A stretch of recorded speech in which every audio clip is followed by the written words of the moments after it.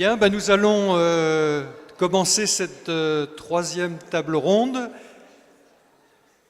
Donc, vous avez évoqué la manière dont les uns et les autres étaient rentrés dans la profession, avec la question effectivement de la précarité lorsqu'on entre dans la profession, les expériences que vous avez partagées ce matin. En début d'après-midi, on a donc eu un échange sur les flous, les fameuses zones grises, la définition parfois des uns et des autres à préciser en quoi ils sont journalistes ou en quoi ils sont en train de devenir autre chose au travers de leurs itinéraires.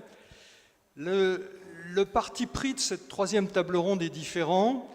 On va partir du principe qu'un certain nombre de journalistes sont sur des statuts de pigistes. Par définition, parmi les problèmes qu'ils se posent, il y a effectivement la recherche du travail, comment effectivement on peut trouver du travail, des commandes de papier. Il y a effectivement comment on peut réaliser ces papiers. Est-ce que parfois seul on peut complètement réaliser ce qui correspond à une demande des éditeurs? Et puis des derniers points souvent très importants, est-ce qu'on va être rémunéré et comment une fois qu'on a réalisé ce travail? Et puis quand cette rémunération a lieu, effectivement, est-ce que tous les droits qui sont liés au statut de pigiste sont bien respectés? Par exemple, est-ce que les questions d'ancienneté, les questions de congés, enfin, etc., les questions d'accès à la formation, tout ça, est-ce que c'est bien respecté? Donc, c'est très compliqué, souvent, lorsqu'on est pigiste, et les itinéraires qu'on a vu évoquer tout à l'heure montrent que c'est souvent des choses qui sont vécues de manière très personnelle. Chacun nous a décrit comment il avait fait face, notamment dans la deuxième table ronde, à cette difficulté à évoluer dans cette profession et à faire des choses qui l'intéressent. Et parmi donc les options qui peuvent se présenter face à la solitude, on va dire la solitude du pigiste dans l'exercice de son activité, est-ce que ça ne pourrait pas être une bonne idée de se regrouper? Donc le titre, il est très bon, je trouve. Ensemble, c'est mieux. Mais le ensemble, c'est quoi? Alors effectivement, autour de la table, là, on va avoir plusieurs types de cas de figure. On ne les a pas tous, mais on en a plusieurs qui sont assez significatifs.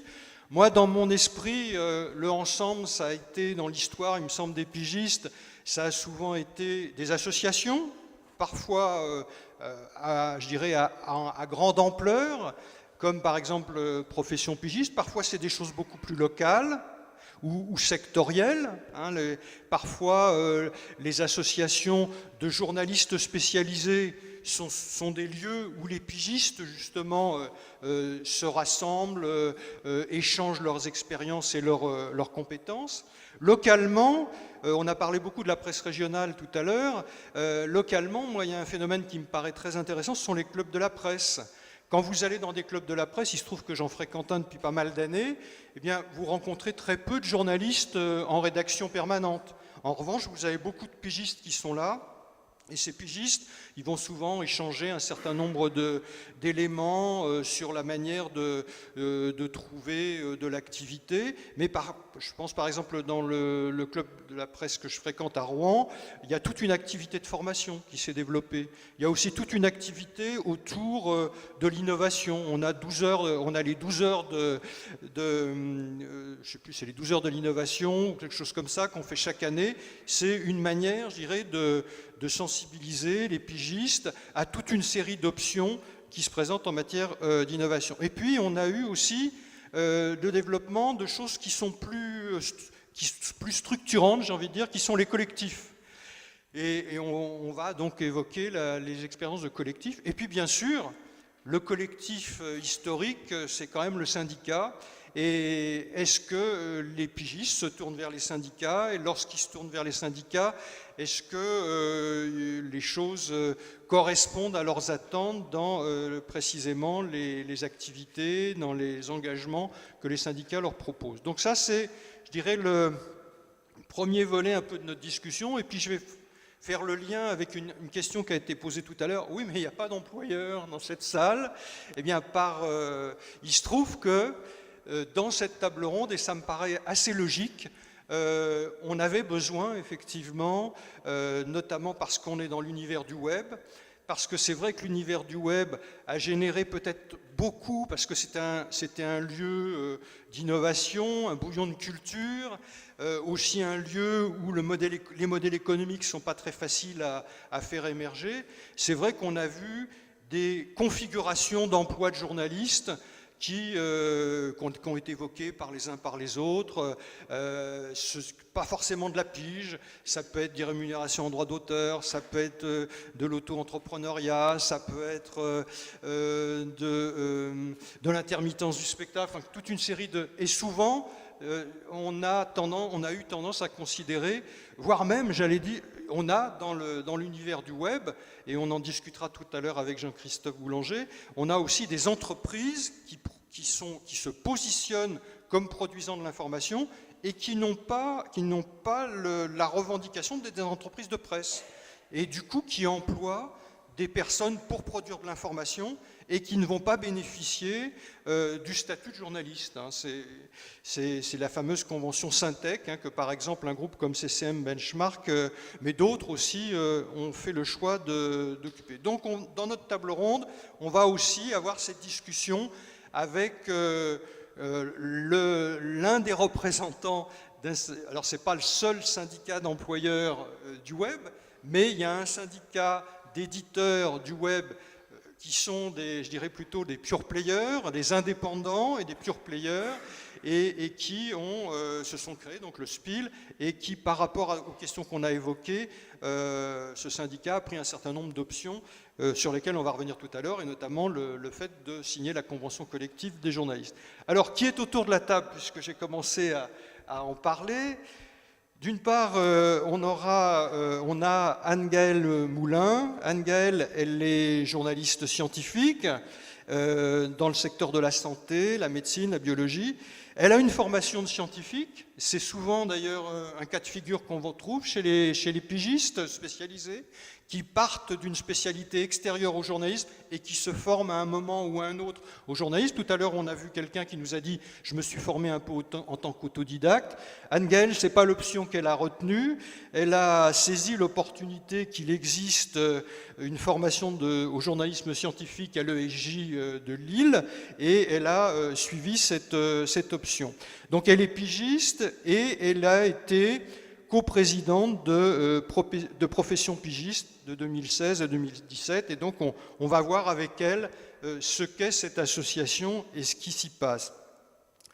La deuxième intervenante qui est à côté d'elle, Élise Descamps, elle a une formation de journaliste au CUEJ, elle est pigiste, et alors avec une configuration, alors elle me contredira si je dis une bêtise, mais comme je vois qu'elle est correspondante notamment d'un quotidien national, j'imagine que c'est plutôt une pigiste généraliste qui va traiter de sujets très, très divers. Alors elle ne travaille pas que pour la Croix, qui est cette fameuse pige nationale, elle travaille aussi pour Faire Face, puis d'autres employeurs, mais de manière plus marginale. Dans son parcours, elle a participé à la création, et elle co-anime un collectif, donc on va revenir sur cette notion de collectif, un collectif de pigistes donc dans la région ici, qui s'appelle Céleste. Je suppose que d'autres personnes qui sont ici font partie aussi de Céleste. Et en plus, parce que les choses ne sont pas ou, mais en plus, elle est syndiquée à la CFDT, et elle joue un rôle important, je ne sais pas si c'est elle ou qui anime, ou en tout cas elle participe au pôle pigiste de la CFDT, donc ça nous permettra de voir effectivement comment ce syndicat aborde cette question des pigistes.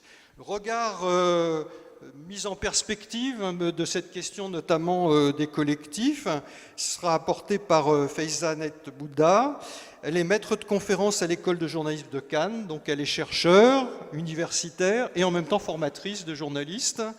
Et elle a fait sa thèse au GRESEC, un centre de recherche de Grenoble que je connais bien, où j'ai beaucoup d'amis, et elle a travaillé notamment sur les représentations des journalistes pigistes, et elle a travaillé, je crois, sur les collectifs. Et son travail de recherche en sociologie concerne effectivement les médias et le journalisme. Et donc Jean-Christophe Boulanger, qui est juste à côté de moi, il n'est pas journaliste, il est diplômé d'HEC, je crois qu'il a fait une université de Bocconi. Il a été consultant, il est très démangé, je crois, par deux passions,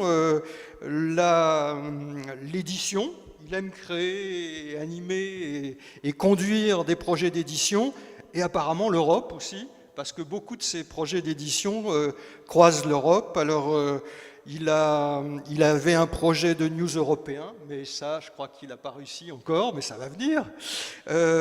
Il était cofondateur de Telos, il a été actionnaire majoritaire d'Euractiv et il a créé Contexte, qui est donc un site spécialisé, un site d'information spécialisé sur les questions de décision dans le domaine européen, enfin au niveau européen.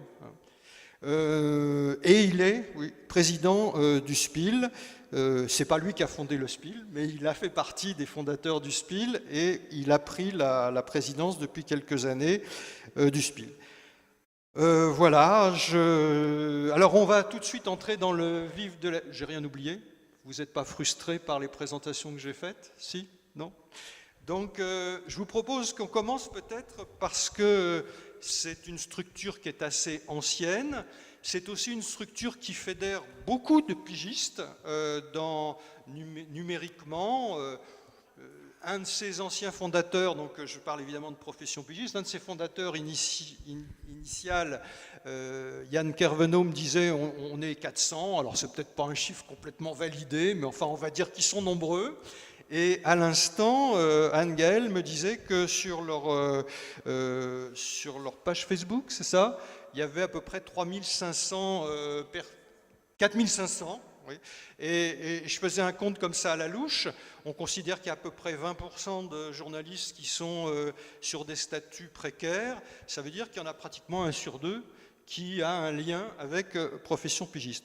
Alors peut-être la première chose, est-ce que vous pouvez nous rappeler, nous dire, nous expliquer qu'est-ce qu'est Profession Pigiste, pourquoi ça s'est créé, quelles ont été un petit peu les motivations initiales, peut-être les grandes étapes de cette association. Alors bonjour à tous et à toutes. Donc l'association Profession Pigiste a été créée en 2000. Donc au départ, ils étaient 10 journalistes pigistes, c'était des anciens du groupe Le Moniteur, qui ont décidé de se regrouper. Alors le but au départ de l'association, c'était dès le début de défendre les droits des pigistes, d'avoir de bonnes conditions de travail et aussi surtout de casser la solitude du pigiste. On en parlait un petit peu tout à l'heure. C'est vrai, quand on est pigiste, on a tendance à travailler chacun un petit peu dans son coin. Et c'est compliqué de savoir comment les autres travaillent. Et donc l'idée de l'association, dès le départ, ça a été vraiment de casser cette solitude, de permettre aux pigistes d'avoir un endroit où se rassembler. Alors 3 ans plus tard, ils étaient déjà 50 adhérents. Et actuellement, effectivement, on a entre 300 et 400 personnes et plus de 4500 sur notre page Facebook. Et c'est vrai que c'est une page qui est très très active, où les pigistes posent énormément de questions, que ce soit sur leurs droits, sur comment écrire un synopsis, parfois même ils cherchent des contacts de rédacteurs en chef. Les questions sont vraiment diverses et variées. Ça peut être aussi comment refuser un statut d'auto-entrepreneur qu'on m'a proposé. On en parlait un petit peu ce matin avec Nora. C'est des questions qu'on a vraiment régulièrement sur notre page Facebook et également qu'on a aussi sur notre site parce qu'on a une boîte mail Profession Pigiste et c'est vrai que c'est des questions qui reviennent extrêmement souvent. Alors l'association va avoir 20 ans l'année prochaine et on va également fêter les 10 ans d'un événement qui s'appelle les 48 heures de la pige, donc qui existe depuis 2011. La première édition c'était à Lille. Et les 48 heures de la pige, donc c'est 2 jours d'ateliers, de tables rondes, de sessions de travail avec les uns et les autres, où on invite des intervenants. C'est un gros événement chaque année. L'année dernière, on était plus de 200 participants. Il y avait une cinquantaine d'intervenants. Et l'idée des 48 heures de la pige, c'est à la fois d'informer les pigistes sur leurs droits, mais aussi de leur faire rencontrer peut-être de nouvelles formes de journalisme. On a fait des ateliers par exemple sur le BD journalisme, sur le data journalisme. Voilà, on a aussi des web développeurs, on a des ateliers sur la protection des sources. On a eu des ateliers sur plus pratico-pratique aussi, par exemple sur comment bien vendre ses piges, sur comment proposer un synopsis à des rédacteurs en chef. Et depuis 2 ans, on invite également des rédacteurs en chef lors d'une table ronde le vendredi matin, parce qu'en général c'est le jeudi et le vendredi matin que se passe, enfin le jeudi et le vendredi que se passent ces 2 jours. Et donc le vendredi matin, on invite des rédacteurs en chef. Dans un premier temps, on a une table ronde avec eux, où ils expliquent comment ils travaillent avec les journalistes pigistes. Alors on parlait beaucoup de statut de pigiste depuis tout à l'heure, je tiens à rectifier quelque chose. Pigiste n'est pas un statut, le statut c'est journaliste professionnel, pigiste est un mode de rémunération.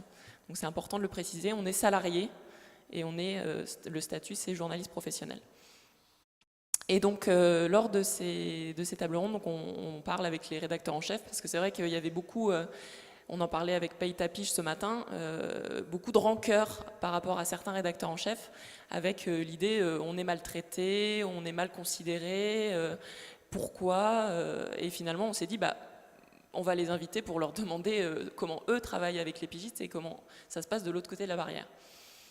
Et du coup, on est très contents, et eux aussi sont très contents de venir aux 48 heures de la pige parce que ça leur permet de voir que les pigistes, on n'est pas seulement là en train de commander du travail, on est là pour apporter des idées, on est là pour apporter une valeur ajoutée aussi. C'est vraiment important aussi à Profession Pigiste, c'est une des valeurs de l'asso, c'est de montrer que les pigistes ont de la valeur et qu'on est là aussi pour apporter quelque chose aux rédactions. On n'est pas là juste pour dire faites-moi travailler s'il vous plaît, voilà, on n'est pas là pour quémander du travail, on est là pour apporter nos idées, et nos idées c'est précieux pour les rédactions. Je crois que c'est Nora qui disait ce matin, il faudrait faire le test parfois de vider un petit peu les journaux de tous les articles faits par les pigistes, et on se rendrait compte qu'il resterait peut-être plus grand chose dans les journaux. Et que les pigistes sont quand même une énorme force de travail auquel les rédactions font beaucoup appel. Et donc pendant ces 48 heures de la pige, il y a d'abord une table ronde, et ensuite, ce qui est important aussi, on a des ateliers synopsis avec les rédacteurs en chef. Et donc depuis 2 ans, on a mis en place ce qu'on appelle les tremplins de la pige. Donc ça permet à des pigistes qui soient jeunes journalistes ou plus expérimentés, de proposer des sujets à des rédactions. On a par exemple Mediapart qui est venu, et c'est vrai que pour un jeune journaliste, d'emblée se dire je vais proposer un sujet à Mediapart, c'est peut-être pas forcément la chose la plus évidente qui va lui venir, il va se dire non, je vais pas oser, etc. Et l'année dernière, le thème c'était justement osons, parce que c'est vrai que les pigistes, on se rend compte qu'on se met beaucoup de barrières nous-mêmes à se dire non, je vais pas proposer par exemple pour Le Monde, ou je vais pas proposer pour Mediapart parce qu'ils vont jamais trouver mon sujet intéressant. Et on se rend compte justement que si il trouve les sujets intéressants, dès la première année où il est venu, le rédacteur en chef de Mediapart a pris 2 des sujets qui lui étaient proposés, alors qu'au départ il devait en choisir qu'un seul. Et s'il avait pu, il aurait pris les 6 qui lui ont été présentés sous forme de synopsis. Donc ça veut dire quand même que les pigistes ont de bonnes idées et que c'est bien reconnu par la profession. Voilà, donc ces 48 heures de la pige, l'an prochain, elles auront lieu à Rouen. Donc on n'a pas encore les dates précises, mais ça ne saurait tarder. Donc je vous invite, si vous êtes encore étudiant et que vous allez être pigiste bientôt, à vous inscrire sur le groupe Facebook de Profession Pigiste. Donc vous aurez à répondre à un petit questionnaire pour savoir qui vous êtes et d'où vous venez, parce qu'en fait on se veut un groupe quand même fermé où seuls les pigistes entrent. Par choix, on a décidé de ne pas accepter de rédacteur en chef, alors que parfois on pourrait se dire ce serait intéressant, ils pourraient nous transmettre des offres d'emploi ou autres. Mais non, on souhaite que ce soit un lieu d'échange libre entre les pigistes et qu'on puisse communiquer entre nous sur nos conditions de travail, etc., en toute liberté. Mais c'est aussi ouvert aux étudiants, donc c'est pour ça que pour ceux qui vont peut-être bientôt sortir de l'université et qui vont devenir pigistes, je vous invite à venir sur la page Facebook de Profession Pigiste. On a également notre site qui est en cours de refonte, et donc normalement d'ici la fin de l'année, si tout se passe bien, je croise les doigts, on va vous proposer un nouveau site tout beau, tout neuf, avec notamment un abécédaire de la pige qui est en cours de préparation, avec plein d'infos pratiques qui peuvent être utiles à toute personne, soit qui débute dans la pige, soit qui est là depuis un petit moment, mais qui ne connaît pas forcément tous ses droits et tous les tenants et aboutissants. Par ailleurs, on organise au cours de l'année des événements qui s'appellent les apéros pigistes. Donc ça se passe à Paris et à Strasbourg. Et donc c'est organisé tous les 2 mois par des membres de l'association. Et en fait, c'est sur des thèmes qui peuvent être très variés. Ça peut être aussi bien des thèmes très pratiques comme proposer des synopsis ou vendre ses piges, que dernièrement, on a invité des journalistes bulgares pour parler droit de la presse, que piger à l'étranger, ou voilà, enfin, il y a des thèmes vraiment très très variés. Donc je vous invite aussi, si vous avez l'occasion un jour, peut-être d'aller à Strasbourg, d'assister à un de ces apéros pigistes qui sont également annoncés sur notre groupe Facebook. Voilà, je crois que j'ai parlé des Peut-être, choses est-ce que principales. vous pourriez nous préciser un peu vos rapports avec les syndicats? Parce que je crois qu'hier, on fêtait les 100 ans du SNJ à l'Hôtel de Ville de Paris, et il me semble que Martine Rossard, en tant que responsable du pôle SNJ pigiste, a rappelé le rôle du SNJ dans la loi Cressard et a expliqué ce qu'était la fameuse loi donc, qui définit effectivement le journaliste pigiste comme un journaliste salarié à temps effectivement partiel. D'une manière générale, il me semble, enfin, quand Profession Pigiste a été créée, qu'il y avait un peu un ressentiment à l'égard des syndicats, ou en tout cas qu'il y avait l'envie de réactiver à l'intérieur des syndicats je dirais le problème des pigistes, et avec d'ailleurs quelques dossiers. Il me semble qu'il y avait effectivement à l'époque le dossier de l'ancienneté, le dossier de la formation. Aujourd'hui, où on en est de ce point de vue-là? Est-ce que c'est des relations que vous entretenez régulièrement avec les syndicats? Et est-ce qu'il y a des dossiers, je dirais, du même nature, qui seraient un peu l'actualité, je dirais, de la négociation avec les employeurs autour du statut de pigiste? Alors, les rapports avec les syndicats sont très bons. Enfin, nous, on invite régulièrement les syndicats aux 48 heures de la pige, justement. Et ils ont des stands, voilà, je pense que Élise peut en témoigner, ils ont des stands régulièrement lors de l'événement. Après, nous, on n'est pas un syndicat, on n'a pas vocation à l'être. C'est vrai que je ne sais pas comment ça s'est passé pour les débuts, moi ça fait que 4 ans que je suis dans l'association, mais c'est vrai que nous, on est quand même très conscients du rôle complémentaire qu'on a avec les syndicats. Eux sont là pour défendre nos droits dans les entreprises, ils sont implantés dans les entreprises, nous, on n'y est pas. Mais par contre, nous, ce qu'on peut faire, c'est servir de relais avec les salariés, avec les pigistes un peu isolés, et mettre en lumière des sujets que les syndicats pourraient porter au sein des entreprises. Alors dernièrement, le SNJ a créé aussi une page Facebook SNJ Pigiste, et la CFDT a créé un site internet aussi pigiste. C'était suite d'ailleurs aux 48 heures de la pige, si je ne m'abuse. Élise, vous aviez fait un questionnaire, c'était en amont, mais vous aviez fait un questionnaire pendant les 48 heures de la pige pour connaître un petit peu les profils des journalistes, etc. Après, je vais peut-être laisser la parole à Élise justement pour parler plus longuement du rôle des syndicats. Merci d'avoir fait la transition. Élise, effectivement, si vous pouviez... J'ai d'autres questions à vous poser sur les collectifs ensuite, mais peut-être nous parler effectivement pourquoi un pôle pigiste à l'intérieur d'un syndicat comme la CFDT, et puis effectivement, qu'est-ce qui s'y fait, quels sont les dossiers qui sont un peu l'actualité de votre action en ce moment. Donc nous à la CFDT, le pôle pigiste formalisé comme ça est assez récent, la CFDT s'est toujours intéressée aux pigistes, mais il n'y avait pas vraiment de structure, enfin de groupe vraiment dédié. Donc on essaye de se structurer, parce que ce qui est compliqué dans un syndicat, et ce qui est compliqué à comprendre aussi vu de l'extérieur, et ce qui participe peut-être aussi du manque d'intérêt pour les syndicats à mon avis, c'est qu'un syndicat est actif dans plein de domaines différents, dans plein de lieux et d'instances différentes, et ce n'est pas très concret pour le commun des mortels de comprendre comment ça marche. Donc un syndicat comme la CFDT, ou comme le SNJ ou la CGT par exemple, va avoir des délégués du personnel en entreprise, des délégués syndicaux, des représentants en comité d'entreprise. Et donc c'est des représentants du personnel qui sont là pour défendre les intérêts de tous les salariés. Nous, à la CFDT, on est intercatégoriel, on ne s'intéresse pas que aux journalistes. Donc on défend aussi bien la secrétaire, la personne qui travaille à la cantine, que le journaliste qui est rédacteur en chef, ou le journaliste qui est pigiste.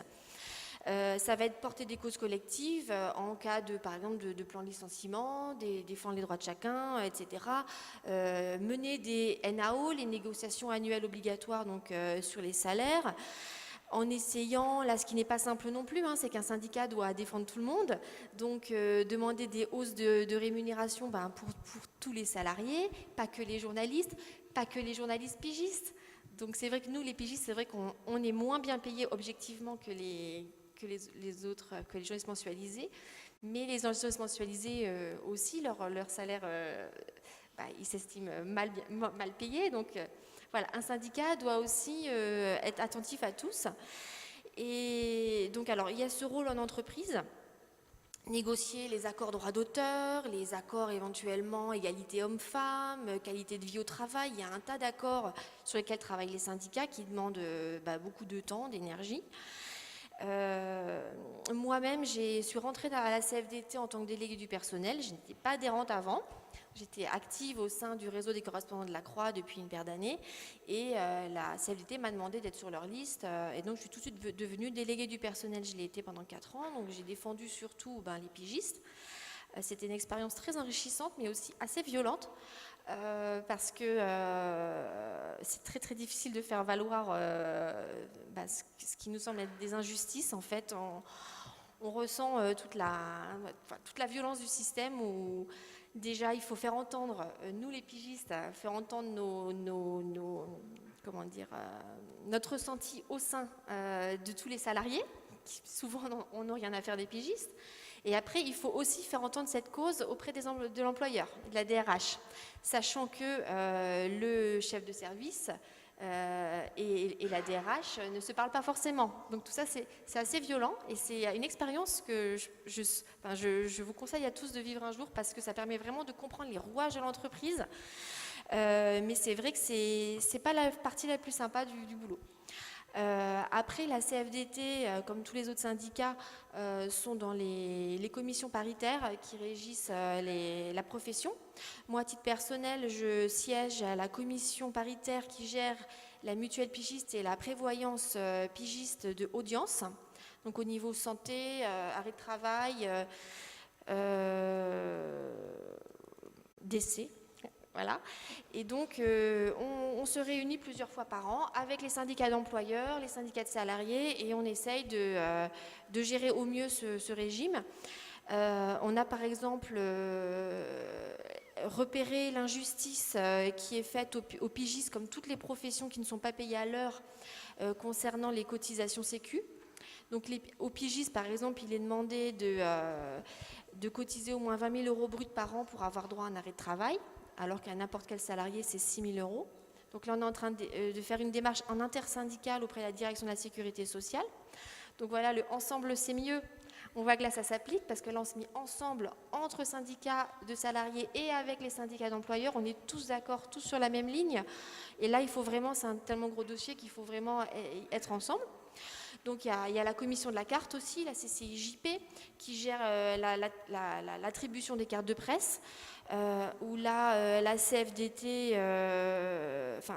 globalement les syndicats sont sur la même ligne, les syndicats de salariés. La CFDT essaye de faire valoir une petite note un peu plus souple, on va dire, sur l'accès à la carte. Il y a la commission qui gère le fonds pigiste de l'AFDAS, donc la formation, donc en essayant de faire valoir les droits des pigistes à la formation, etc. Il y a un certain nombre d'instances. Et donc c'est un tas de compétences qui sont... Ah oui, et il y a aussi les négociations de branche au niveau des salaires. Et donc les syndicats dialoguent avec les syndicats d'employeurs pour essayer de mettre en place des barèmes minimums qui sont certes pas très élevés, mais c'est mieux que rien. Et voilà. Et donc, on peut être pigiste, avoir besoin donc de travailler pour être rémunéré et passer beaucoup de temps dans des activités syndicales. Oui, alors heureusement, la loi accorde tous les représentants du personnel un défraiement pour des heures de délégation. Donc, c'est pas un travail totalement bénévole, même si je fais beaucoup de choses bénévolement. Quand je gère, par exemple, la page, les mails qui arrivent sur la boîte pigiste CFDT, donc je reçois entre 1 et 3 mails par semaine de pigistes qui ont des questions à résoudre. Voilà, il y a le Facebook, il y a la page pigiste CFDT, voilà, gérée aussi. Et donc ça, c'est du bénévolat. Et oui, juste, je tiens à préciser que le syndicalisme, il y a de la place pour les pigistes dans le syndicalisme. On peut être délégué du personnel, on peut être délégué syndical, même je connais plusieurs pigistes qui sont délégués syndicaux. Le groupe Prisma Média, qui est un énorme groupe de presse, la déléguée syndicale CFDT, c'est une pigiste. Et elle a adhéré il y a peu, ça fait que 2 ans qu'elle a CFDT. Et elle est déléguée syndicale. Parce qu'elle a pris le taureau par les cornes, voilà, il fallait quelqu'un et elle s'y est collée. Il y a de la place vraiment, et c'est vraiment des enjeux intéressants. Ça permet d'avoir des vrais interlocuteurs dans les lieux de pouvoir, entre guillemets. Donc on est tous complémentaires. J'adore ce que fait Profession Pigiste, et Profession Pigiste fait un travail génial au niveau de la convivialité aussi, de l'amour-propre, d'essayer de redonner un petit peu d'amour-propre aux pigistes, de leur donner une conscience, une identité, une fierté. Ce qui manque parfois dans les syndicats, où on traite toujours la question des pigistes par le biais de la précarité, et ce qui peut être vraiment dur à vivre aussi quand on traite toujours la précarité, on a aussi envie de dire oui, mais on est aussi des super journalistes, on a des idées, voilà, on est heureux de se rencontrer. Et ça, c'est vrai que le syndicat n'est pas forcément le lieu où on va ressentir ça, puisqu'on traite les problèmes. Voilà. D'accord. Alors, j'avais dit qu'il y avait 2 sujets qu'on allait aborder avec vous. Vous êtes avec donc plusieurs personnes qui sont dans cette salle à l'origine de la création d'un collectif. D'après ce que j'ai compris, ce collectif, vous l'avez créé avec des gens de votre ancienne école. Tout à l'heure, j'évoquais le fait qu'il y avait des projets éditoriaux qui aujourd'hui naissaient dans les écoles. Apparemment, il y a aussi des collectifs qui naissent dans les écoles. Est-ce que vous pourriez nous parler de ce collectif, à la fois comment vous l'avez monté, et puis je crois que vous avez quelques interrogations sur son évolution, sur l'ampleur qu'il peut prendre, etc. Ça nous intéresse de voir effectivement concrètement, puisque là on a des jeunes gens et des jeunes filles qui vont entrer dans la profession, s'ils prennent cette option-là, quel genre de questions ils vont rencontrer? Donc effectivement, avec Aurélie Vion et Philippe Bollinger qui sont là, on a créé ce collectif il y a un peu plus de 10 ans. Nous, on est sortis du QEJ à Strasbourg en 2004, et quelques années plus tard, on s'est retrouvés à Metz et Nancy ensemble. On s'est dit, on est quasiment au même endroit, à faire de la pige, donc regroupons-nous. On a commencé à se voir régulièrement aussi. On a rencontré une pigiste qu'on a découverte sur la liste Pige. Ça, c'est un autre lieu de rencontre des pigistes. C'est un groupe sur Internet, un forum de discussion. Et donc, on s'est réunis, et l'idée, c'était de se voir une fois par mois, une fois tous les 2 mois, de se faire un resto, de se faire un café, et de discuter tout simplement de nos collaborations, de s'échanger des bons plans, de se serrer les coudes. Et puis on a créé une association, on a créé un site internet qui est une vitrine commune.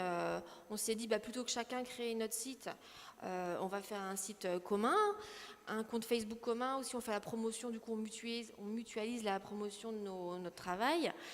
Voilà, on a joué à collectif, on s'est donné une charte où on s'engage à respecter l'éthique de la profession, où on s'engage à ne pas marcher sur les plates-bandes des autres, c'est-à-dire si un membre est spécialisé de telle thématique, on ne va pas aller démarcher on ne va pas forcément se mettre exactement sur la même thématique, en tout cas pas pour le même employeur, on ne va pas démarcher les mêmes employeurs. Donc voilà, de se respecter. On a organisé régulièrement des formations, puisque en Lorraine, pour la formation continue, il n'y a pas grand-chose. Et donc, on a fait venir plusieurs fois des formations à nous. Il n'y a pas longtemps, on a fait venir la déléguée régionale de l'AFDAS, qui gère la formation des pigistes, qui est venue à Metz nous rencontrer et nous parler de nos droits à la formation. Voilà. La difficulté pour nous, c'est plutôt de mener des projets en commun, parce qu'on a chacun notre domaine de spécialité, et c'est pas si simple de travailler ensemble. Quand on a l'habitude d'être pigiste, d'être travailler chez soi, dans un souci d'efficacité, de ne pas passer trop de temps à se disperser, forcément travailler avec d'autres, ça prend du temps. Ça demande parfois de faire des concessions sur ce qu'on voulait, etc. Et ça, c'est en entreprise, j'imagine, je n'ai jamais travaillé en entreprise, mais dans les locaux d'une entreprise, mais j'imagine que c'est plus courant. Mais un pigiste a l'habitude de travailler très seul. Et donc, c'est pas si facile que ça de travailler avec d'autres. Par contre, il y a beaucoup de collectifs qui fonctionnent comme ça. Donc, il y a une quinzaine de collectifs en France qui existent, qui regroupent chacun entre 5 et 10 pigistes. Et certains fonctionnent quasiment comme des agences de presse, arrivent même à signer du nom du collectif, à coller au nom du pigiste. Nous, on n'est pas structuré comme ça. Mais en tout cas, on a un bon réseau amical et de soutien. Et voilà, ça nous fait plaisir de nous retrouver et de se donner une identité, un sentiment d'appartenance à un groupe, quoi. D'accord, merci. C'est le bon moment, je crois, de passer la parole à Faiza, parce que je crois que vous avez effectivement une vision assez d'ensemble sur la question des collectifs. Est-ce que le collectif qu'on vient de nous décrire, il est représentatif, ou est-ce qu'il y a des choses qui sont très différentes? Est-ce qu'on pourrait presque faire une typologie de grands cas de figure en matière de collectifs de pigistes? Alors, j'ai pas uniquement travaillé uniquement sur les collectifs. En fait, j'ai travaillé sur les représentations des journalistes pigistes comme étant fatalement précaires, questionner cette notion de précarité qui veut tout et rien dire. Et en fait, je me suis intéressée justement aux collectifs pour savoir comment est-ce que finalement ces collectifs se mobilisaient pour non seulement revaloriser une image qui était largement relayée à la fois par les professionnels qui s'en servaient, notamment les syndicats évidemment, qui s'en servaient comme argument de lutte, et puis comme argument aussi pour une mise en visibilité. La précarité, c'est très tendance, on en parle à toutes les sauces, pas uniquement dans le monde des médias. Et j'en ai déduit, je suis allée voir des collectifs. Voilà. Donc j'ai commencé déjà dans la région dans laquelle je réalisais ma recherche, donc la région Rhône-Alpes, donc avec Lyon, Grenoble. Je suis passée par les clubs de la presse, en fait, là où beaucoup de collectifs réseaux qui vont donner lieu à des collectifs bureaux par la suite se constituent. Vous avez raison, c'est un très bon relais, notamment en province, où ils ont un vrai rôle à jouer en fonction des villes. Et je suis allée observer in situ différents collectifs à Paris, Lyon et Grenoble. Et alors, j'en ai dressé deux typologies, donc les collectifs réseaux, tels que Élise nous décrivait le sien, les collectifs réseaux qui sont relativement symboliques, sont des réseaux tout à fait multiformes en fonction d'une spécialité, d'une localisation géographique, quels que soient les enjeux. Réseaux multiformes, d'information, de solidarité d'abord, en effet pour déjà sortir de l'isolement du journaliste pigiste. Je me souviens d'une journaliste pigiste qui me disait « j'ai gagné le réseau parce que… » Le réseau, on les appelle même les réseaux. « J'ai gagné le réseau parce que je m'apercevais qu'au bout d'une semaine, je n'avais plus de voix, tout simplement parce que je n'avais pas ouvert la bouche. Mes cordes vocales n'avaient pas marché. Et donc du coup, je me suis acheté un chien dans un premier temps pour converser avec un être vivant. Et puis finalement, j'ai opté pour m'introduire dans un réseau plus économique, d'après ses propos. Alors, ils sont organisés, ces collectifs réseaux, de manière plus ou moins informelle, plus ou moins formelle, plus ou moins régulière d'ailleurs. Les rencontres sont très aléatoires parfois très ritualisées au contraire, parfois ils peuvent être très structurés, avec des leaders naturels comme ça, souvent syndiqués d'ailleurs, ou souvent membres de l'association Profession Pigiste, donc très actifs parfois. Et puis, de l'autre côté, on assiste à l'émergence, vous le savez, ces fameux espaces de coworking, les collectifs bureaux, comme je les ai appelés, qui constituent là, et ils peuvent être constitués sous forme ou pas d'associations, sous la loi de 1901, et qui associent espaces de coworking, espaces de socialisation, de convivialité, mais aussi un espace de transmission de ce qu'on appelle les ficelles du métier, les ficelles de la pige, qui diffèrent grandement des ficelles du métier de manière générale, avec ce qu'on a appelé des paracompétences du journaliste pigiste. Tout à l'heure, on entendait l'un des journalistes dire qu'il fallait apprendre à faire de la compta, qu'il avait engagé quelqu'un pour faire de la compta. En effet, le journaliste pigiste doit avoir quelques compétences, quelques connaissances en la matière. Bref, toutes ces connaissances annexes dont le journaliste pigiste doit se saisir. Et puis le réseautage, comment est-ce qu'on réseaute, comment est-ce qu'on valorise son réseau, ses compétences, comment s'organiser, comment organiser des réseaux de solidarité aussi, et qui peuvent se passer dans ces collectifs bureaux. Et c'est pour ça que pour parler des journalistes pigistes, plutôt que de parler de groupes, de sous-groupes, j'ai déjà lu ça dans des travaux de recherche, des sous-groupes, comme s'il s'agissait d'un sous-métier, alors qu'en effet, ça n'est pas un statut. Être journaliste pigiste, ça n'est pas un statut, la pige est un salaire. Je préfère parler de communauté avec toute la communion, la dynamique de communion qui les anime. Alors, pour citer quelques exemples, il y a les Incorrigibles à Paris, à Montreuil maintenant, dans de très beaux locaux, et qui, comme vient de le souligner Élise, se sont fédérés avec un autre collectif de photojournalistes indépendants, Tendance Floue, où là se mêlent à la fois espace de coworking, espace de socialisation. Ils invitent même des représentants des syndicats à venir dialoguer avec eux, des rédacteurs en chef également. Ils organisent des apéros pigistes internes, au-delà même de professions pigistes. Et en effet, ils se répartissent, ils essayent de trouver des sujets sur lesquels chacun pourrait intervenir, en gros des sujets clés en main, comme ils les appellent, de manière à mieux les vendre auprès des rédactions et fédérer. Alors il y en a d'autres, hein, très parisiens, hein, le Terrier de Zézip, créé par d'anciens camarades d'école, pareil, et qui a pris une grande ampleur. YouPress pour l'un des plus anciens aussi. Presse Papier, qui n'est que réseau et qui fédère les journalistes du Sud-Est. Le réseau Radio Spartacus, des précaires de Radio France qui se sont fédérés, qui a un gros poids d'ailleurs, hein, parce qu'ils organisent des grèves régulières. Et qui est en fait un collectif essentiellement de correspondants de Radio France. Bref, on en trouve une flopée. En fait, on en dénombre, on pourrait dire on en dénombre 15. En fait, c'est faux. J'ai essayé moi-même, ça fait 10 ans que j'essaye de les dénombrer. Le souci, c'est que, comme vient de le souligner, la difficulté, comme vient de le souligner Élise, c'est que les collectifs réseaux s'essoufflent rapidement.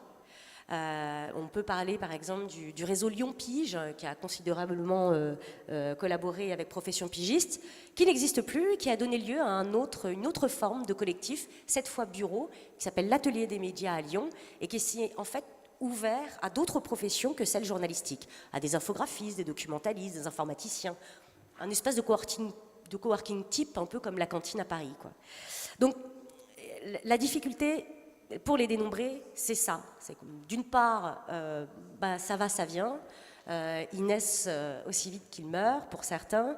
D'autre part, ça demande beaucoup d'énergie, de temps, des routines aussi pour pouvoir tenir les membres et cette dynamique-là.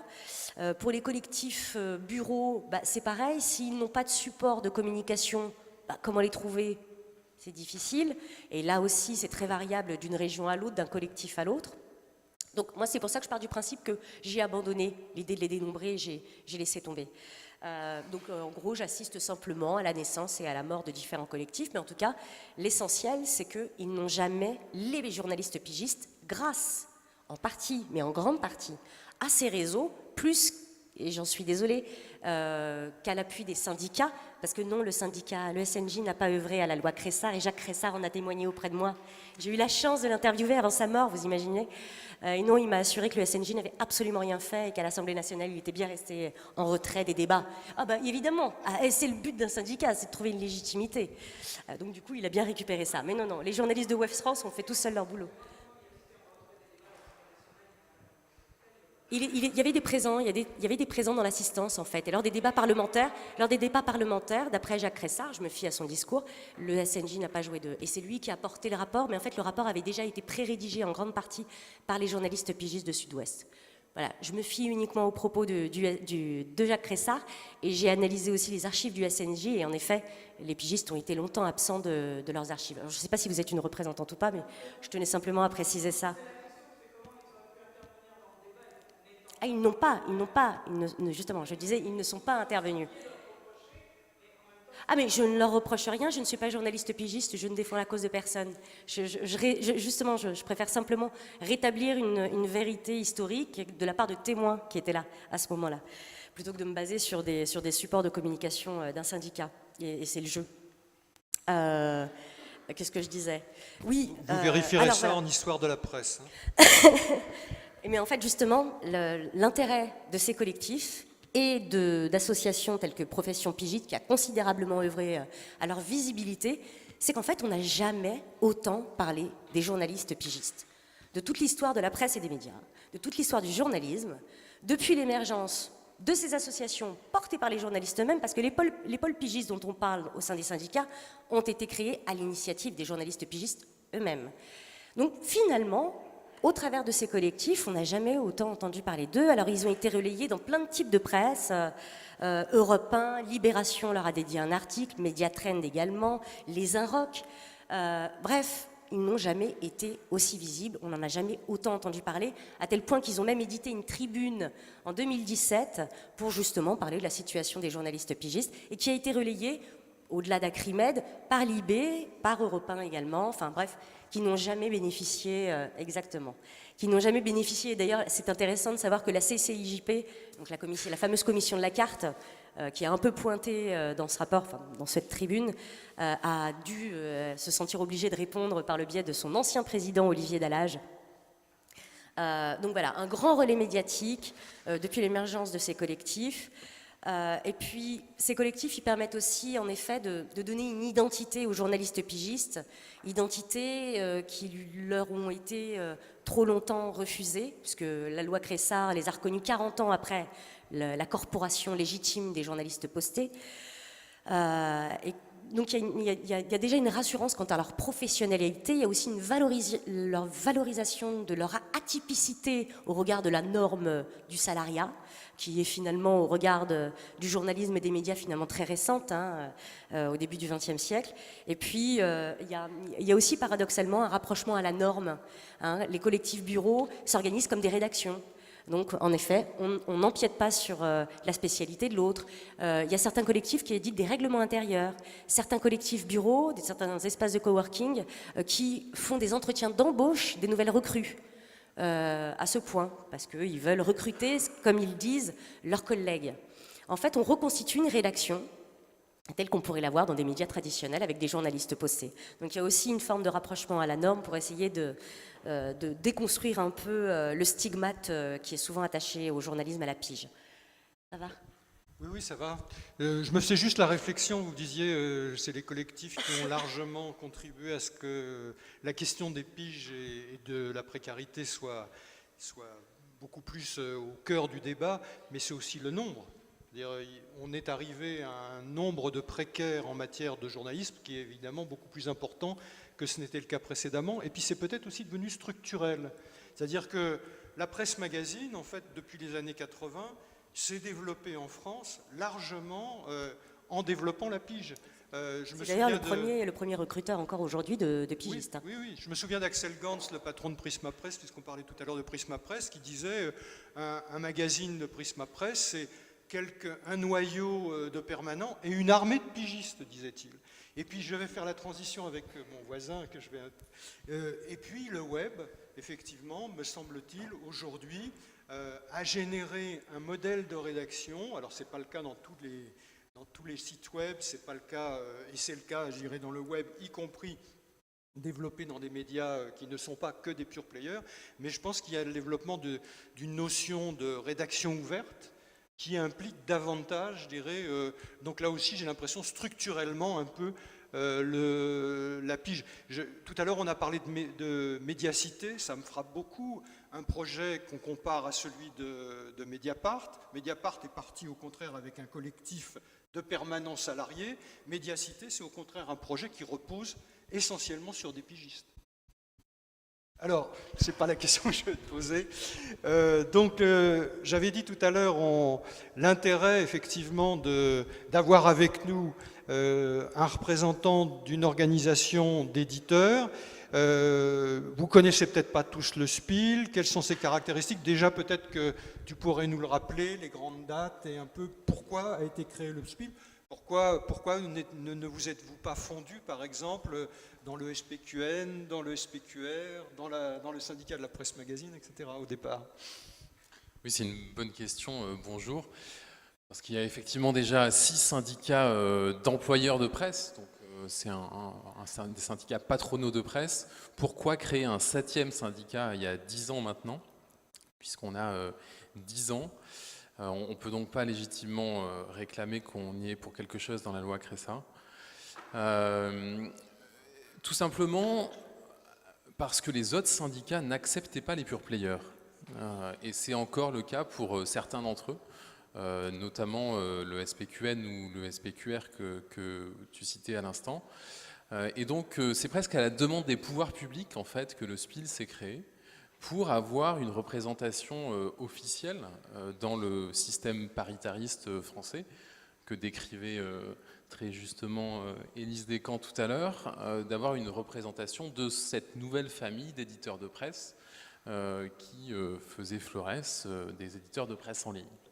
Le SPIL est apparu en même temps que le statut de service de presse en ligne qui donnait un agrément de la commission paritaire au même titre que la presse papier, agrément qui donnait droit à certaines aides, etc. À partir du moment où il y avait au moins un journaliste employé dans l'entreprise. Alors, la condition pour la CPPAP, pour l'agrément service de presse en ligne, c'est pas forcément qu'il y ait un journaliste. Ça, c'est le cas pour le deuxième niveau de l'agrément, puisqu'il y a deux niveaux en quelque sorte. Les 2/3 des services de presse en ligne ont l'agrément de premier niveau, ce qui concerne environ 600 sites de presse en ligne en France.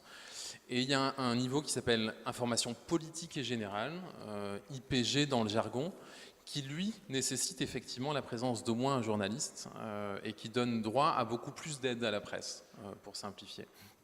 Donc il y a un tiers des services de presse en ligne qui sont effectivement IPG. Donc le SPIL s'est créé à la demande des pouvoirs publics pour être dans le système paritaire français, représenter cette nouvelle génération de sites de presse.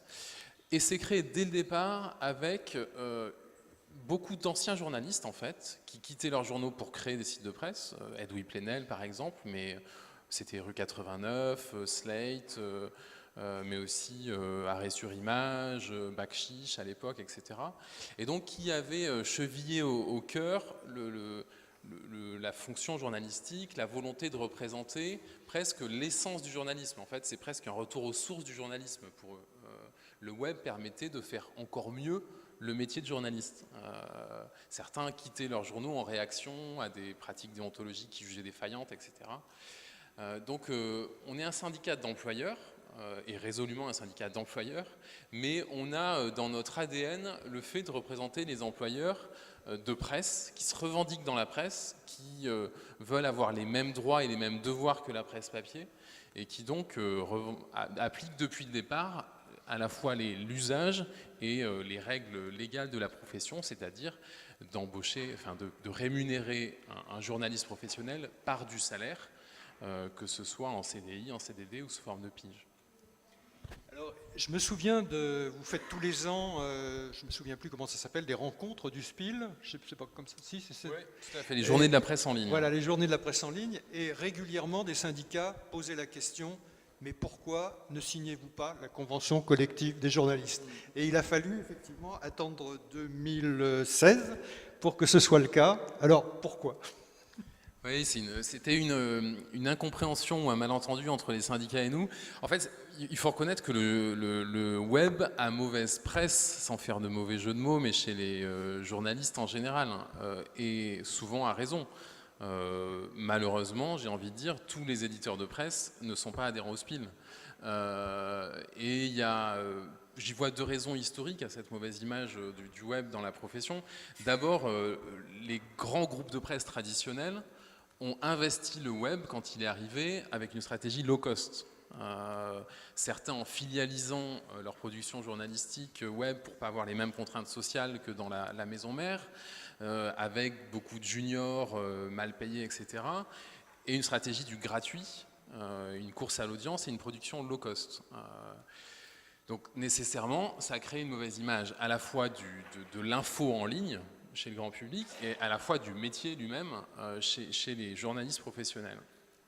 Deuxième raison, c'est qu'il y a beaucoup d'éditeurs de contenu en ligne qui font le choix d'être hors presse, qui embauchent des rédacteurs et pas des journalistes, qui refusent d'appliquer la convention collective des journalistes professionnels. Nous, au SPIL, on ne les représente pas. On n'a même pas à critiquer leur existence. Ils ont le droit. Tu citais tout à l'heure justement CCM Benchmark, mais on ne peut pas empêcher que des gens puissent publier des contenus sur Internet. Voilà, on ne va pas demander à ce que les journalistes professionnels aient l'exclusivité du droit de publier des contenus en ligne. Donc il y aura toujours des éditeurs de contenu qui feront le choix de ne pas appliquer les contraintes et les avantages du métier. Donc nous, ce qu'on porte, c'est plutôt de valoriser les avantages de ce métier-là, d'essayer d'inciter les éditeurs de contenu à adhérer à ce statut de presse, à la fois de l'entreprise et des journalistes professionnels ensuite. Et donc à essayer de montrer toute la dynamique du secteur, tout l'intérêt pour ces entreprises de se revendiquer dans le secteur de la presse. Et ça passe peu par les aides pour nous, mais par beaucoup d'autres choses. Et j'en citerai une, par exemple, c'est la déontologie de la profession, qui est un énorme avantage concurrentiel par rapport aux rédacteurs qui n'ont pas le statut de journaliste professionnel. Quand on est des sujets comme ceux que traitent mes journalistes à contexte, où notre sujet c'est le lobbying, c'est les luttes d'influence, avoir une pratique déontologique est indispensable pour donner confiance au lecteur et faire qu'il s'abonne.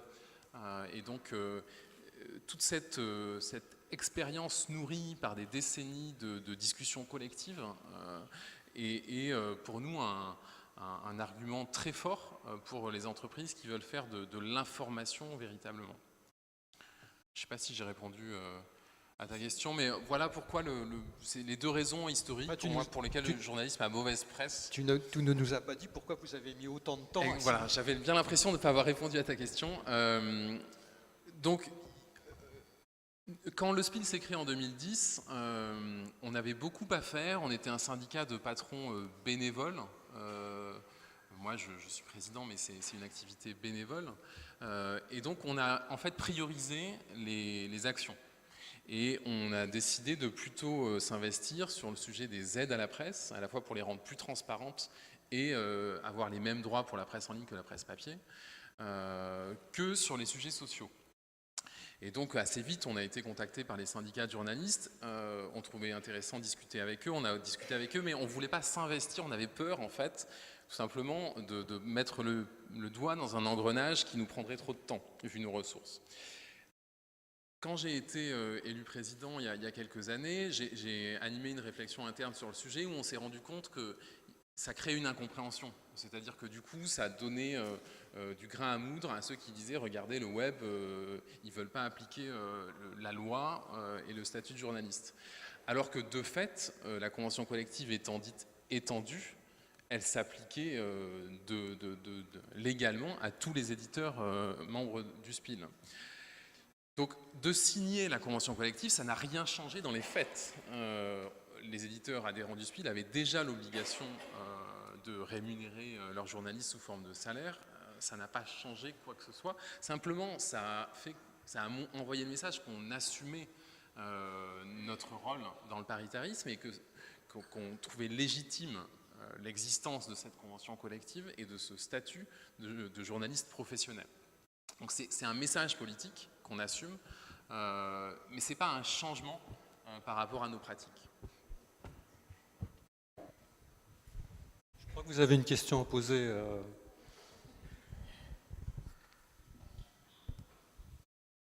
Alors moi, je voulais savoir pourquoi il n'existe toujours pas de barème de pige web. C'est une bonne question.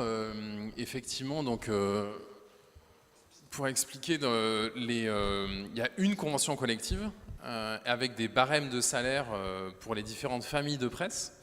Et on est en discussion avec les syndicats salariés pour avoir un barème pour les adhérents du SPIL. On y travaille aujourd'hui à avoir un barème indicatif. On est en train de l'établir en interne et ça fait 2 ans qu'on consulte les adhérents et on a un premier projet de barème indicatif. Indicatif pourquoi ?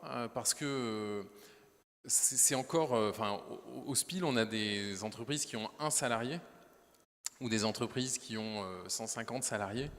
Et donner un minimum, par exemple, pour un rédacteur en chef, quand en fait c'est aussi, c'est le seul salarié et il n'a pas encore de quoi se rémunérer correctement, c'est compliqué. Donc on essaye d'avoir, on n'est pas encore prêt à le rendre obligatoire, parce qu'il faut que ce soit réaliste pour l'ensemble de nos adhérents, y compris les plus petits. Mais on y travaille. Et notre premier rôle là-dessus, c'est déjà d'aider nos adhérents à être vertueux et à leur indiquer comment faire. Et donc on a des fiches pratiques, par exemple, pour les aider à rémunérer les pigistes, parce que c'est parfois complexe quand on est employeur, techniquement, de faire une fiche de paye. Moi, j'ai dû le faire et je peux témoigner concrètement. Il y a plein de détails techniques pour faire une fiche de paye pigiste qui sont très complexes, donc on essaye de les aider là-dessus concrètement et de leur fournir un barème indicatif, effectivement, pour qu'ils puissent se repérer dans les rémunérations. Alors, première question, est-ce que vous reconnaissez qu'il y a quand même un problème de rémunération sur le web en général? Et est-ce que votre objectif, ce serait que tout travail mérite le même salaire, que ce soit sur le print ou sur le web? Il n'y a pas de raison d'être moins payé sur le web que sur le print, comme ça a pris le même temps. Et d'autre part, la question des photos. Est-ce que vous travaillez dessus? Et des photographes? Alors oui, complètement. Je suis d'accord que tout travail mérite salaire, et ça c'est évident, mais que un travail mérite le même salaire qu'il soit fait pour le web ou pour le papier.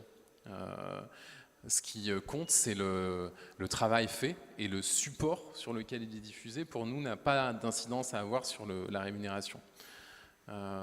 C'est une évidence. Sur les photojournalistes, on a en fait, à dire vrai, assez peu d'adhérents qui utilisent des photojournalistes, que ce soit en CDI, CDD ou même sous forme de pige. Et donc on a peu travaillé ce sujet-là.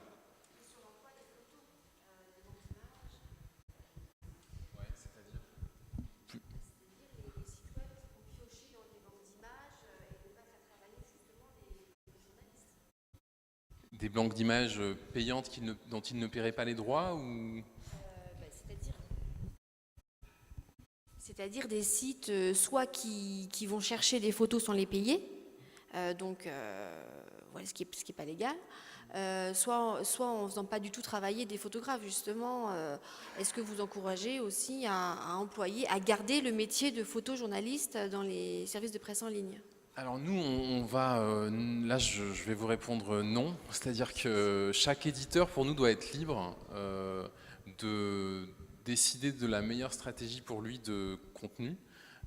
Et ça peut être, dans son modèle, d'employer des images libres de droit. Si, pour lui, ça n'ajoute pas de valeur dans son produit éditorial pour ses abonnés ou pour ses lecteurs, ou pas suffisamment de valeur par rapport au coût que ça aurait pour lui, il est tout à fait légitime pour lui de faire le choix, s'il le préfère, d'employer des images libres de droit. Par contre, effectivement, d'employer des images pas libres de droit sans les rémunérer, c'est illégal et ça devrait être condamné, oui. On est très en retard. Vous devez avoir des questions à nous poser, à moi non, mais à mes co-intervenants. Donc je vous passe la parole tout de suite. Il faudrait se signaler très vite.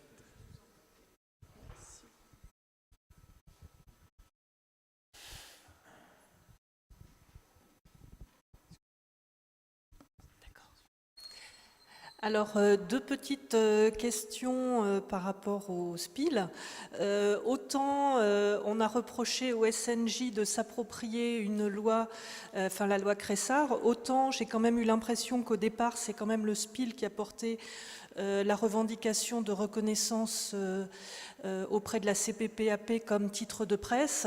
Et donc là, vous mettiez comme si c'était en parallèle deux créations, donc la reconnaissance des sites internet comme titre de presse à la CPPAP et la création du SPIL, mais peut-être que le SPIL y a été pour quelque chose. Et puis, d'autre part, dans les discussions qu'il y a eu, et y compris la manière dont vous avez été interpellé, j'ai un peu l'impression que vous concentrez des critiques, ou en tout cas des questions qui ne vous sont pas forcément adressées, et ça traduit peut-être ça ne doit pas toujours être facile en termes de position, parce qu'il y a des choses qui s'adressent à l'ensemble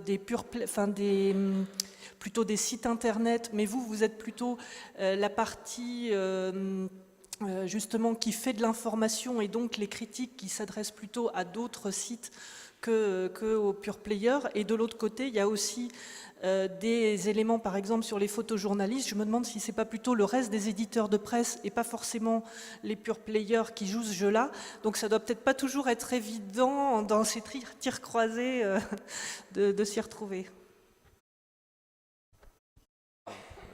Vous avez épinglé ma modestie, mais oui, effectivement, c'est vrai que le SPIL n'est pas pour rien dans la création du statut de service de presse en ligne. C'était notre combat fondateur, d'avoir une reconnaissance officielle du fait qu'on peut être un journal en ligne. Et le combat fondateur de certains journaux qui sont les membres fondateurs du SPIL. Et qu'on a décliné ensuite sur tout le droit de la presse, et c'est notre combat essentiel, qu'on appelle dans le jargon la neutralité des supports, mais c'est-à-dire dire presse papier, presse internet, même droit, même devoir. Et on a encore beaucoup de combats et on passe encore beaucoup de temps sur ces sujets-là. Par exemple, hier matin, j'ai beaucoup travaillé sur le sujet des annonces judiciaires et légales, qui est un pactole de 200 millions d'euros par an, qui est encore réservé à la presse papier, structurellement.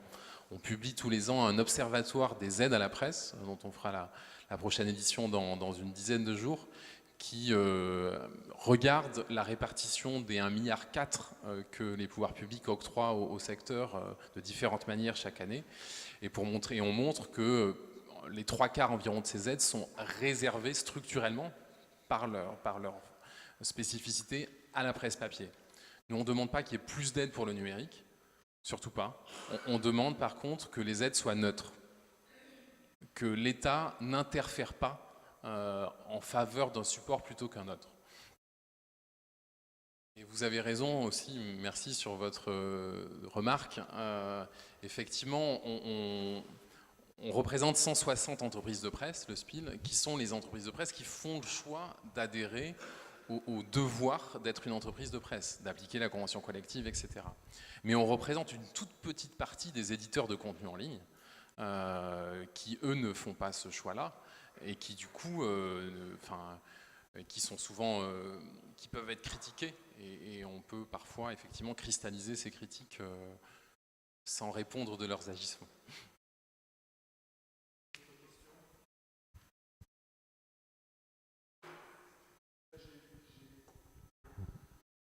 Vous vouliez intervenir? C'est peut-être le moment. Allez-y.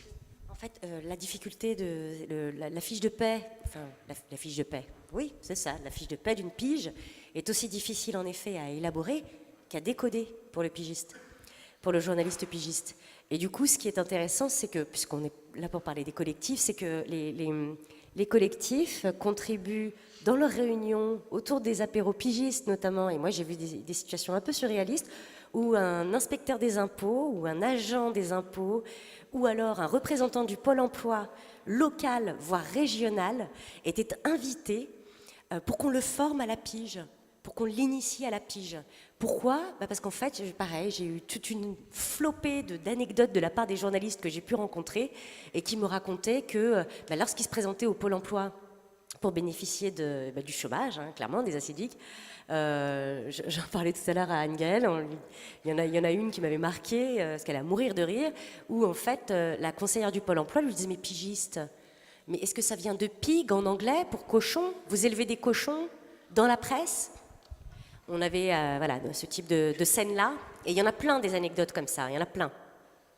Pareil pour les congés maternité qui avaient lieu, à des scènes aussi complètement surréalistes lorsqu'il s'agissait d'aller réclamer ses droits. En fait, ces collectifs permettent de recevoir ces gens-là, ces représentants institutionnels, à tel point qu'en fait, ça peut débouler sur quelque chose de très institutionnalisé, sur des procédures.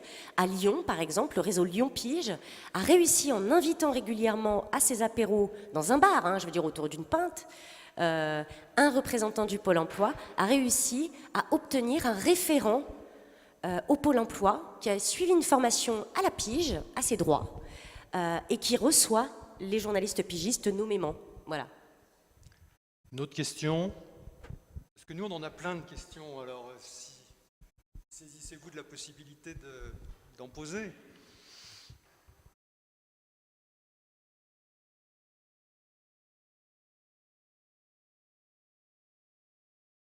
5, 4, 3, 2, 1, 0. Alors, écoutez, moi j'en ai une autre question qui s'adresse aussi à Faiza. J'ai été frappé tout à l'heure, vous avez dit, dans certains espaces de coworking, on va trouver des gens qui font du design, des gens qui font du développement informatique ou de la documentation, etc.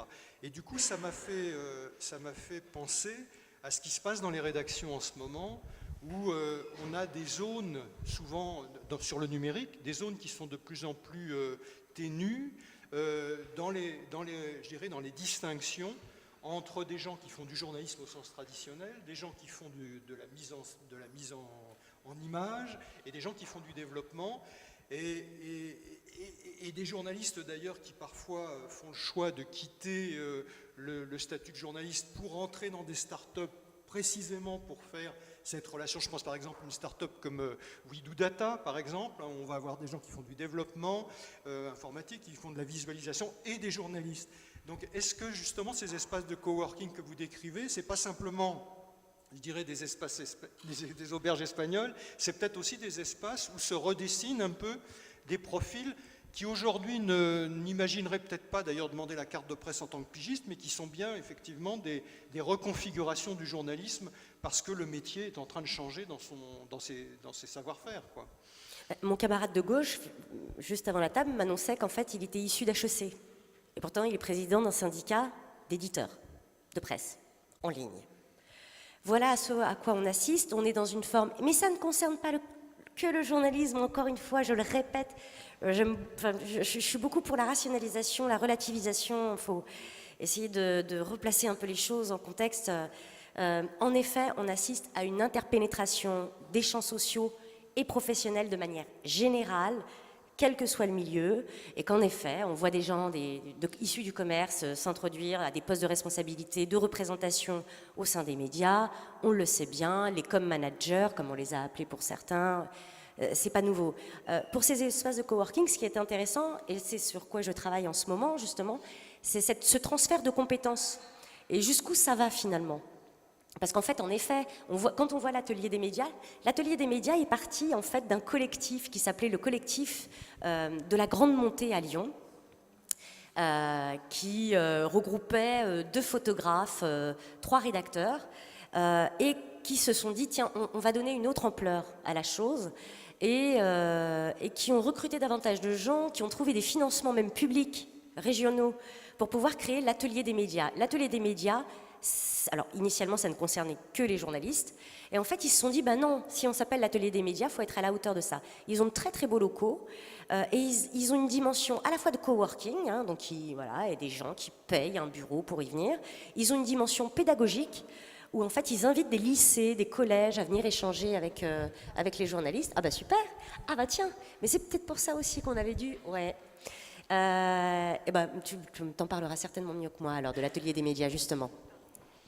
Donc à l'atelier des médias, on est une association et en fait on est différents métiers, donc il y a aussi bien des journalistes, des traducteurs, on a un architecte, on a des web designers, on a quelqu'un qui est spécialisé dans le tourisme, enfin il y a vraiment différents métiers qui gravitent autour des médias et c'est vrai que c'est extrêmement riche. On est tous indépendants et on a tous plus ou moins les mêmes problèmes, même si tout le monde n'est pas pigiste. Il y a un collectif de journalistes aussi qui s'appelle We Report, qui travaille, enfin pour certains, ils travaillent à l'atelier des médias. Et du coup, ça permet une grande synergie entre toutes les professions. Et c'est vrai que c'est pas seulement un espace de coworking, comme le disait Faiza, c'est aussi un endroit où il se passe plein de choses. On organise aussi des soirées entre nous, on organise aussi des soirées avec l'extérieur, on reçoit aussi des événements voilà, organisés par d'autres associations. Et donc c'est un lieu qui est très très vivant et qui permet vraiment une grande richesse en fait entre toutes ces professions différentes. Et là aussi, ça a permis, lors de la création de l'atelier, une très grande visibilité des journalistes pigistes, parce que je me souviens lors de la création, qui était en grande partie portée par d'ex-membres du réseau Lyon Pige, hein, donc des journalistes. Ils étaient passés au journal d'M6, alors ça a l'air de rien, mais parler de la pige sur le journal d'M6 à 12h45, pour moi qui travaillais sur la pige à ce moment-là, ça m'avait quelque peu perturbé. Donc du coup, voilà, c'est dire si ces collectifs peuvent aussi permettre une visibilité sans précédent, et donc évidemment donner lieu à une place dans l'espace public, mais au sens politique du terme.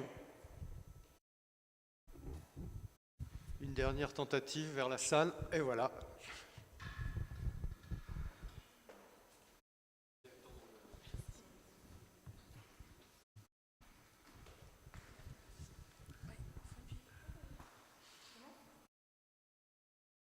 Pardon.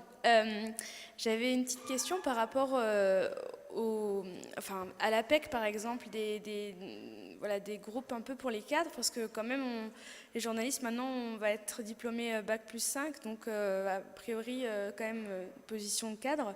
Est-ce que vous avez l'impression qu'il y a suffisamment de liens avec ce type d'association pour aider les journalistes et voilà, ce que vous en pensez, en fait, voilà.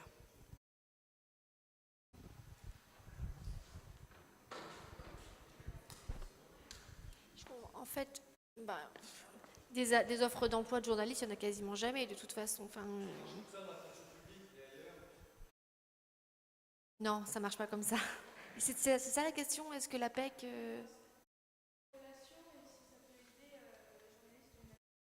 D'être en relation avec l'APEC? Comment? Oui. Non, je ne crois pas. Non.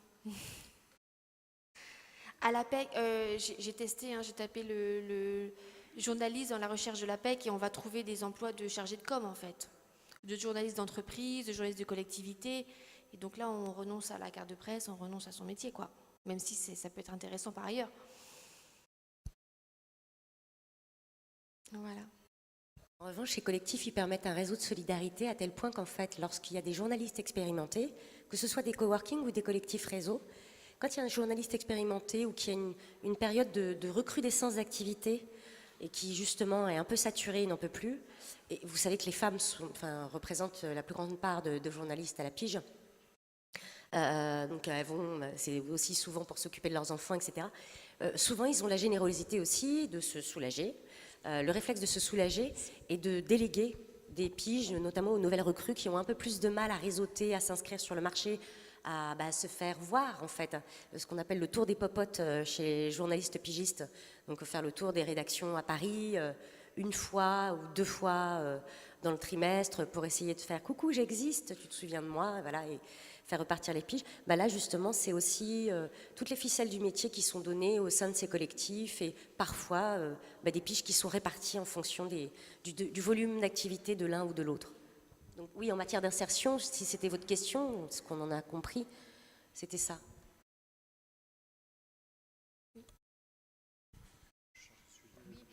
Non, nous, au sein de notre collectif, on se refile aussi les collaborations régulièrement. Quand l'un ou l'autre n'a plus le temps ou souhaite changer de domaine de spécialité, il y a des collaborations comme ça qui sont passées de l'un à l'autre. Voilà, on le pratique. C'est pas tant, j'ai pas le temps de faire cette pige, c'est que je souhaite ne plus faire cette collaboration de manière définitive. Du coup, on coopte le collègue pigiste auprès de la rédaction, quoi. Je voulais simplement faire un témoignage d'optimisme un peu, mais il y a beaucoup de boulot pour les pigistes par rapport aux éditeurs de presse en ligne et pour les journalistes de manière générale. Au SPIL, les 160 entreprises adhérentes du SPIL recrutent chaque année plusieurs dizaines de journalistes. On a du mal à recruter. On en discutait encore hier dans le bureau du SPIL. Il y a vraiment matière à faire carrière dans le journalisme. Dans le média que j'ai créé il y a 5 ans, on a aujourd'hui 3 offres de postes de journalistes ouvertes. On a du mal à les trouver. Et on cherche toujours des pigistes aussi sur les institutions européennes notamment, mais aussi en France. Donc, et on n'est pas les seuls. Enfin, c'est juste un exemple parmi les 160 adhérents du SPIL. Allez-y, il faut... Un témoignage que je vois souvent, c'est que c'est utile de se spécialiser, d'avoir un... C'est plus facile en tout cas en ayant une compétence bien définie. Mais il y a beaucoup de zones de compétences où je vois que des éditeurs ont du mal à trouver des pigistes. C'est le cas de mon média, mais c'est aussi le cas de plusieurs dizaines de médias adhérents du SPIL. Alors c'est des zones de compétences qui sont parfois assez délimitées, assez précises, mais elles existent. Donc c'est pas qu'il y a pas de travail, c'est qu'il y a parfois aussi une inadéquation entre les spécialités des pigistes existants et les spécialités demandées par les éditeurs. Je peux me permettre, je voudrais dire une dernière chose, puisque le thème de la table ronde, c'était Ensemble, c'est mieux. Je voudrais juste vous inciter à avoir une vision vraiment large de ce ensemble, parce que ensemble, ça peut être entre pigistes, se réunir en collectif au sein de profession pigiste, ça peut être entre pigistes et journalistes mensualisés d'une rédaction, au sein d'une même rédaction, faire connaître ces problématiques, eux aussi entendre leurs problématiques à eux, parce que c'est pas parce qu'on a des problèmes en tant que pigistes que les autres n'en ont pas. Les journalistes, moi je me rends compte au sein de la Croix par exemple, qu'il y a aussi une souffrance au sein du siège et qu'on n'est pas les seuls à avoir du mal. Donc être ensemble aussi avec les mensualisés, ensemble entre syndiqués et non syndiqués, essayer de mieux se comprendre, parce que nous les syndicats on a besoin de soutien, ceux qui ne sont pas syndiqués ont besoin peut-être d'être mieux compris parfois, entre différents syndicats, entre syndicats de salariés et syndicats d'employeurs, et donc c'est important je pense d'avoir une vision large des choses et de se dire on a intérêt à dialoguer avec tous les acteurs de ce monde-là. Ok. Ça peut être le mot de la fin ou il vous reste une dernière question. Donc c'est le mot de la fin. Merci à vous. Et puis...